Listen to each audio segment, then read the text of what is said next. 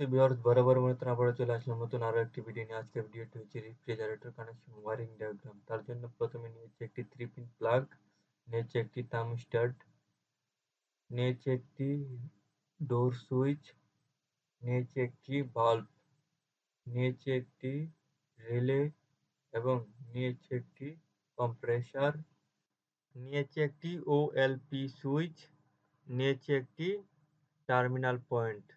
প্রথমে 3 pin plug থেকে ডোর সুইচে input page connection করা হয়েছে এবং ডোর সুইচের আউটপুট থেকে বাল্বে কানেকশন করা হয়েছে এবং 3 পিন প্লাগের ইনপুট থেকে থার্মোস্ট্যাটে কানেকশন করা হয়েছে এবং থার্মোস্ট্যাটের আউটপুট থেকে রিলেতে কানেকশন করা হয়েছে।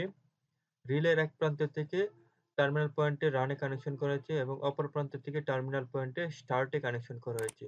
অন্যদিকে নিউট্রালের ইনপুট থেকে সরাসরি ওএলপি সুইচের ইনপুট কানেকশন করা হয়েছে এবং ওএলপি সুইচের আউটপুট থেকে টার্মিনাল পয়েন্টের কমনে কানেকশন করা হয়েছে এবং নিউট্রালের ইনপুট থেকে সরাসরি বাল্বে কানেকশন করা হয়েছে এবং আর্থিং হিসেবে 3 পিন প্লাগ থেকে সরাসরি কম্প্রেসরে কানেকশন করা হয়েছে।